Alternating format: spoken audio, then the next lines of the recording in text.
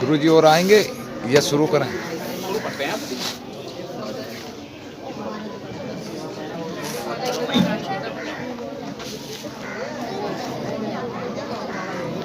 Sir और करें शुरू? हाँ। अगर तथागत गौतम बुद्ध, सामाजिक क्रांति के अग्रदूत महात्मा ज्योतिबा गोविंदराव फूले, शिक्षा की देवी माता सावित्रीबाई फूले, भारत के संविधान के रचयिता, हम सबके भाग्य विधाता, आधुनिक भारत के निर्माता परम पूज्य बाबा साहेब डॉक्टर भीमराव अंबेडकर और उनके साथ इस भारत भूमि में जन्मे सभी महापुरुषों को श्रद्धा सुमन अर्पित करते हुए आज सुल्तानपुर मौलवी उर्फ नवादा में इस विचार गोष्ठी के आयोजक श्री राकेश कुमार फौजी जी के द्वारा जो इस गोष्ठी का आयोजन किया गया है, इस गोष्ठी में उपस्थित सभी सम्मानित बुजुर्ग, महिलाओं एवं प्यारे बच्चों, सभी को जय भीम। आज के इस कार्यक्रम में हमारे बहुत ही सम्मानित श्री बाली सिंह भारती जी, आप सेवानिवृत्त हैं मंडी समिति से, और एक दो वक्ता और हमारे बीच में जो हमारे आज के इस कार्यक्रम में मुख्य वक्ता के रूप में श्री देवेंद्र कुमार गौतम जी, आप गाजियाबाद से यहां चलकर आए हैं। हमारे भाई जयप्रकाश बौद्ध जी, आप बुलंदशहर से यहाँ आए हैं और इस कार्यक्रम को कवरेज भी करेंगे, अपने चैनल पर उस कार्यक्रम को दिखाएंगे भी और अपनी बात भी आपके बीच में रखेंगे। पंकज जी आ गए? हाँ। और श्री भाई पंकज कुमार बौद्ध जी, जो आप गाजियाबाद से हैं, सहारनपुर से, बहुत देखिए इनके लिए जोरदार ताली आप इस बात के लिए बजाइए। इसे कहते हैं मिशन। मिशन जो कहा जाता है, उसको कहा जाता है कि सहारनपुर यहाँ से लगभग 200 किलोमीटर पड़ता है और 200 किलोमीटर चलकर यहाँ आए हैं, 200 किलोमीटर चलकर जाएंगे। ठीक। जब ये कोई वक्ता जो ललक बोलेगा है, तब चालू करना और इसकी ये बाबा साहब के प्रति जो श्रद्धा है, तथागत गौतम बुद्ध के प्रति जो आस्था है, ये उसका परिणाम है कि सहारनपुर से चलकर यहाँ तक आए हैं आपके बीच में अपनी बात रखने के लिए, आपसे अपनी बात को सुनने के लिए, जिससे कि हम उन महापुरुषों के विचारों पर आप आज वार्तालाप कर सकें, जिससे कि हमारे महापुरुषों ने अपने जीवन में बड़ा योगदान, बलिदान दिया है और उनकी बदौलत आज हम ये सब चीजें हासिल कर रहे हैं। तो ये बड़े हमारे सौभाग्य की बात है कि गाजियाबाद से, सहारनपुर से, बुलंदशहर से हमारे सम्मानित साथी यहाँ आए हुए हैं और हम सब मिलकर आज बाबा साहेब के विषय पर गोष्ठी करेंगे। आज की गोष्ठी का जो उद्देश्य है, आप पढ़ रहे होंगे विषय को, कि हमारे जीवन में महापुरुषों का अमूल्य योगदान, यानी कि किनकी वजह से हम आज कैसे हुए, यही तो विषय है कि किन लोगों का, किन महापुरुषों का योगदान हमारे लिए रहा है, जिन्होंने हमारे जीवन की दशा और दिशा बदलने में महत्वपूर्ण योगदान दिया। तो उन पर आज हम चर्चा करेंगे और इस चर्चा का विषय बहुत ही रोचक रहेगा। उसके साथ साथ मैं कुछ बाबा साहब डॉक्टर भीमराव अंबेडकर जी का साहित्य यहां लाया हूं, वो दान स्वरूप आपको दिया जाएगा, लेकिन उसके साथ साथ दान स्वरूप इस शर्त के साथ दिया जाएगा कि एक पुस्तक मैं आपको दान दूंगा, आप एक पुस्तक किसी न किसी को दान देंगे।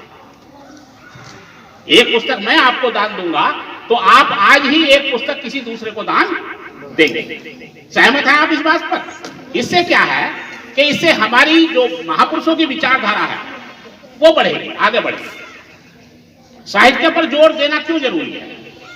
साहित्य पर जोर देना इसलिए जरूरी है कि हम किसी भी कार्यक्रम में, किसी भी आयोजन में घंटे में, 2 घंटे में उन महापुरुषों की विचारधारा को नहीं सीख सकते, न जान पा सकते। क्योंकि जिनका ज्ञान का अथाह सागर है, जिनको बाबा साहब डॉक्टर अम्बेडकर को पढ़ने के लिए हमें बहुत कुछ समय की आवश्यकता है, तो हम उनको एक आध घंटे की स्पीच में या किसी के 10-20 मिनट के बताने से नहीं सीख पाते हैं, नहीं समझ पाते हैं। तो इसलिए हमने साहित्य से जोड़ने का काम किया है कि आपके घर में जब पुस्तक होगी तो आप कभी ना कभी, आज जितना समय आपके पास है आज पढ़ें, कल को जितना समय आपको मिले कल पढ़ें। तो जैसे जैसे आप बाबा साहब डॉक्टर अम्बेडकर को पढ़ते चले जाएंगे, वैसे वैसे ही आपकी ज्ञान की जो सीमा है वो बढ़ती चली जाएगी और बाबा साहब के विचार आपके मस्तिष्क में उभरते चले आएंगे। तो ये हम आज ये जहाँ शुरुआत करेंगे आपके गांव से, काफी पहले से लगातार हम इस कार्यक्रम को कर रहे हैं। हमें भाई देवेंद्र जी का सहयोग मिला, जयप्रकाश जी का सहयोग मिला, तो इससे एक विचारधारा जो है और लोगों तक पहुंचने का काम शुरू हो गया है। और ये बेचारे बहुत मेहनत करते हैं। देखिए कि मोटरसाइकिल से चलकर गाजियाबाद से, बुलंदशहर से यहाँ तक आए हैं। तो ये सबसे बड़ी कोशिश इनकी ये है कि बाबा साहब की विचारधारा घर घर तक जाए, बाबा साहब का संदेश घर घर तक जाए, बाबा साहब के जो आदेश हैं वो हम उनको अनुसरण करें, अनुसरण करने के साथ साथ हम अपने जीवन में उनका पालन करें, जिससे कि हम समाज को और अपने आप को परिवर्तित करने में महत्वपूर्ण भूमिका निभा सकें। आप जोरदार तालियां इन लोगों के लिए बजाइए, क्योंकि हम तो नजदीक के हैं। बहुत बहुत धन्यवाद आप सबका। अब इस कार्यक्रम की हैं उस संस्कृति के अनुसार कार्यक्रम का शुभारंभ करते हैं। यदि कोई इस्लामिक कार्यक्रम होता है तो नाते पाक से शुरुआत होती है। यदि हिंदुत्व में कोई कार्यक्रम होता है तो उसमें आरती से या पूजा बंधन से कार्यक्रम शुरुआत होती है। ईसाइयों में वो ईसा मसीह का नाम लेकर उसको कार्यक्रम करते हैं। हम बुद्धिस्ट विचारधारा के लोग हैं तो हम कार्यक्रम की जो शुरुआत है वो बुद्ध वंदना के साथ अपने कार्यक्रम की शुरुआत करते हैं। आदरणीय भिक्षु हम कीर्ति जी जो रहरा से चलकर यहाँ आए हैं, उनके द्वारा बुद्ध वंदना कराई जाएगी और बुद्ध वंदना के बाद उनका सूक्ष्म उपदेश जो धम्म देशना है वो होगी। उसके बाद हमारे जो मुख्य वक्ता हैं वो अपना संबोधन आज के इस कार्यक्रम में रखेंगे। और उद्देश्य सिर्फ ये है कि आप जितने भी बच्चे यहाँ पढ़ने वाले हैं, जितने दूसरे क्षेत्रों में काम कर रहे हैं, वो बाबा साहब की विचारधारा को पढ़ें और बाबा साहब की विचारधारा से जुड़कर अपने जीवन में महत्वपूर्ण एक भूमिका अदा करें। लाखों लोग इस दुनिया में भारत के अंदर सर्विस पर हैं और देवेंद्र जी और पंकज जी मैं आपको अवगत करा दूं कि नवादा ये जो गांव है ये शिक्षा के क्षेत्र में बहुत अग्रणी है। यहाँ लगभग 250 से ऊपर सरकारी अधिकारी कर्मचारी यहाँ पर इस गांव से निकल कर गए हैं और बहुत अच्छी पोस्टों पर हैं।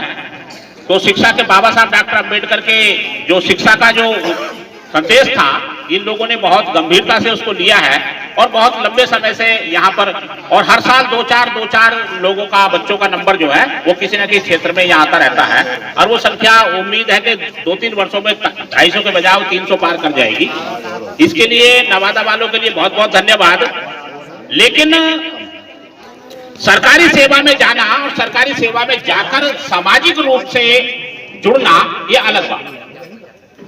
हम ये जो हमारी अगली नर्सरी है, जो अगली पीढ़ी जो है तैयार हो रही है, इसमें हमारा उद्देश्य ये है कि वो जो भी काम करे, चाहे वो सरकारी सेवा में जाए, चाहे अपना रोजगार करे, चाहे अपने खेती किसानी करे, लेकिन उसके साथ साथ उसके अंदर सामाजिक भावना होना बहुत जरूरी है।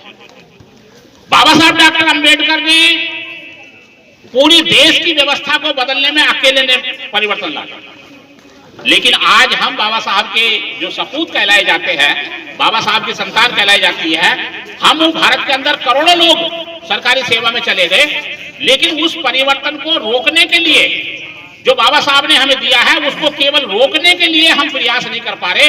नया तो हम करने की बात तो बहुत दूर की बात है। इसलिए जब ये पीढ़ी नई तैयार होगी और ये अपने क्षेत्र में काम करेगी तो उसके साथ साथ अपने रोजगार के साथ साथ समाज के प्रति भी जागरूक रहेगी और ये महसूस करेंगे कि ये हमारे ऊपर बाबा साहब डॉक्टर अम्बेडकर जी का आदेश है, ये उनका संदेश है कि हम उस पर अपनी जो जिम्मेदारी है उसको पूरा करें। मैं पूज्य भिक्खु से निवेदन करूंगा कि वो बुद्ध वंदना कराकर आगे कार्यक्रम की शुरुआत करें।